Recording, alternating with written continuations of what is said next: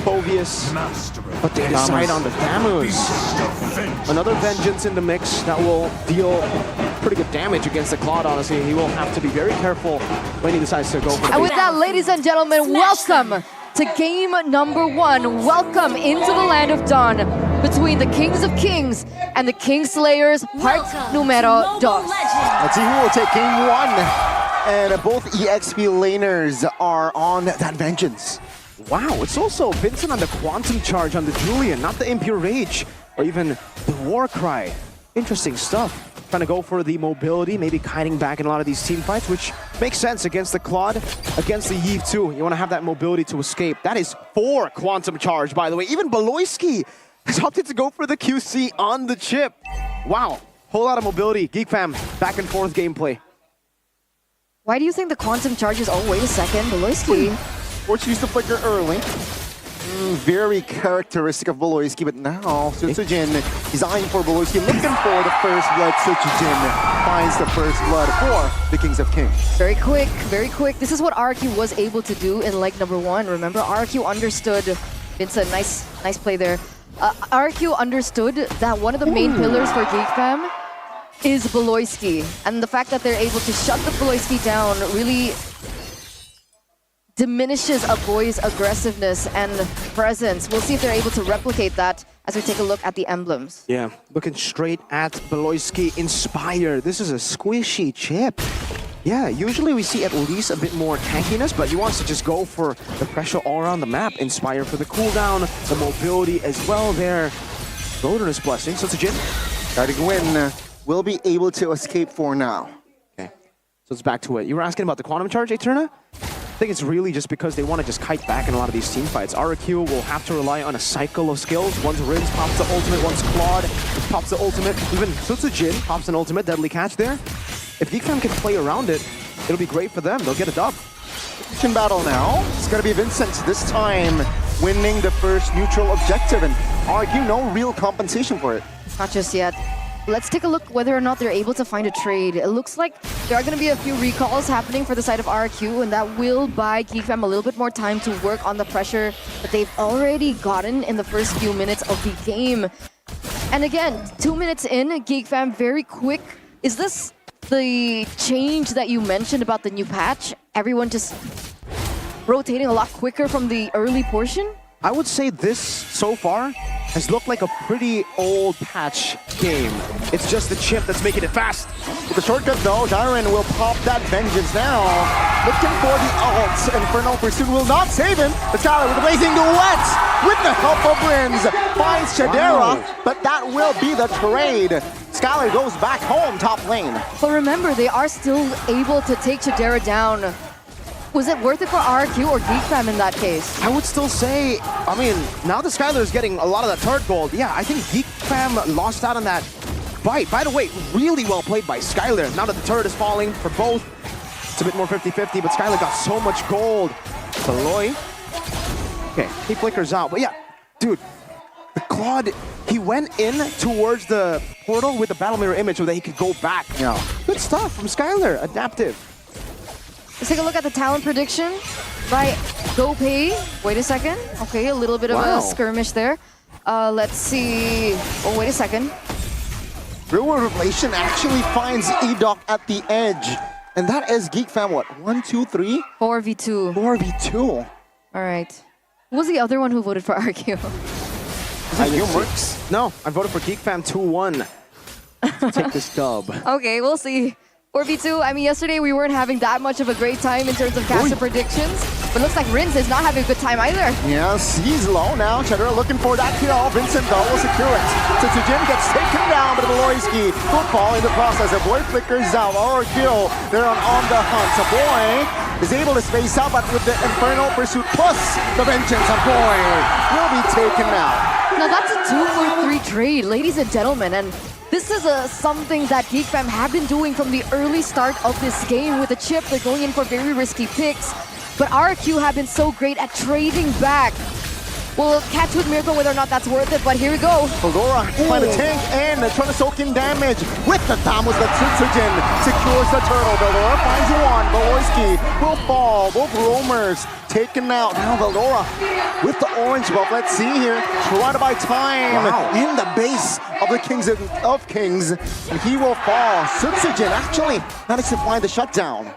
So that's a lot of kills given over for RRQ, plus they're able to get that neutral objective, giving a little pressure in the mid lane as well. So, okay, help us break this down. Mirko, what's been going on in the first 5 minutes? Just been super chaotic. They're basically trying to stop RRQ to get a lead from the Bane, having that farm advantage as well. So far, still in the lead, the Bane, and even Skylar is in the lead up against this Moskov, despite it being a bad matchup. A boy does have an advantage over Rins though, and really so far it's just been purely 50-50. Remember, if the game continues to be this chaotic, Geek Fam will be able to get the advantage on it. They have a chip, they have ways to actually capitalize on this chaotic gameplay. RRQ, at one point they're gonna have to be together, front to back. They're gonna have to play for Skylar, and Geek Fam will be in trouble. From Eagle, a boy, no flicker, and that was exploited by RRQ. It's a battle of aggressiveness right now. It's Veldora. Now jumps in on towards Rins. Good vengeance. Iron though takes a lot of heat as well. Veldora with a blazing duet by Skylar. Wasn't able to find another. But Geek Fam, they will lose a boy and Veldora in that sequence. And remember, Vincent was also able to get that turret in the top lane. It does get traded back by Tsujin in the bottom lane. Oh, Beloyski, you're low. Let's see here. Good heal there with the Flask of the Oasis already. No, Thunderbelt, that's a passive by Chip. That's just a passive, man. He's going back in time to when he had more HP. Mr. Time Traveler Chip. Geek Fam playing around his turtle now. When it is just all of them playing for these turtles, for these neutral objectives. Oh, you know, very low now. Looking to find space to get out. Now Geek Fam rotates with 5. Skylar in the mid, looking for the cleared. Iron already jumping in, trying to buy time. Vincent finds a turtle. Blazing duet by Skylar. Not enough damage to Beloyski. Very low. Veldora still holding on, but Iron wasn't able to finish off Beloyski. Now in the backside, Veldora trying to find Enoch, but now he's isolated. And Skylar will see you shortly. Pick up the kill. Wait. Beloyski caught. Oh, that's a shortcut. Nasty Beloy with the BB play. You never know what you're gonna get when you go after Beloyski. That should have been a pick for Skylar, and yet he put down the portal, and it's no longer a 1v1, bro. Exactly. Once it gets chaotic, yes, RRQ will get some trades going on, but if these shutdowns keep going into the hands of Geek Fam, later stage, when there are less turrets, the control will 100% be on Geek Fam. The fact that it is just 50-50 at this point, I would say favors Geek Fam, unless obviously they make a mistake around neutral objectives by just clumping up, but even then, they were doing a good job earlier, stealing away the real world manipulation, zoning Tsujin away.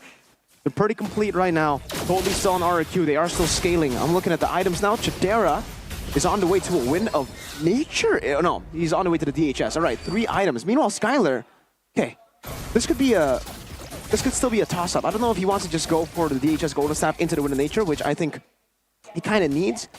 But he might go Glass Cannon because there's so much different variations of damage coming in from Geek Fam that if he goes for the Wind of Nature, it might not be too value. A boy and Vincent can punish him. That's what they almost do. There's a lot of damage being placed onto a boy there.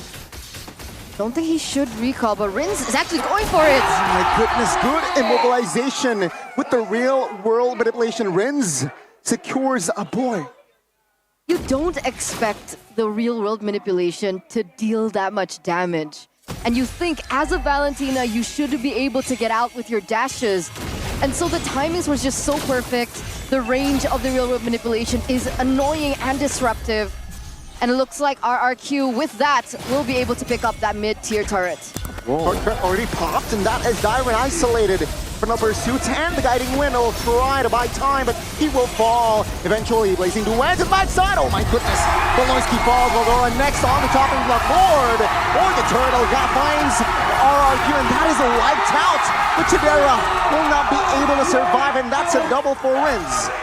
Bad call from Geek Fam. Yikes. Trying to go for Dyron with the chip, but honestly, that was a forced error by Dyron. RRQ, rest of the team, were all on the Lord. RRQ utilized Dyron to actually just go for the bait. And Geek Fam took the bait even more. After getting Dyron, they saw the Lord that was taken, and they wanted to just gamble it. Take the fight, try to win, and try to make this Lord useless. But in the end, it made it better for RRQ. That gamble played a very big role as to how they were able to get a 3,000 gold lead. And on top of that, they have the Lord. So they're still playing with that Lord advantage that they can utilize a whole lot from. All they need to be careful of now is the chip. Where is he? As long as you find him, RRQ should be able to siege. They saw him earlier, but now they shouldn't know where he is right now. And again, it's just always so anxiety-inducing when the chip is in the hands of Beloyski. RRQ, it's not as simple as going in for the base. Whoa, Blazing Duet? Wow, with the sprint as well now. With the Crash Course and the portal, not committed, but Beloyski deleted. EV Dom Slocker finds it, and now Baldora Vengeance doesn't really buy enough time. Dyron, on the other hand, is wreaking havoc to the back lines of Geek Fam. I guess it's a wonder why they opted to go for Dyron's pick first. Phobius, look what he's capable of. He managed to clear. Let's see, Beloy, 8 seconds. Top lane, 1 cart. Base turret will be the target. I don't think they have time. RRQ surely will secure game number 1. And there it is. Just like leg 1, in leg number 2, it is the Kings of Kings that lead this best of 3 series.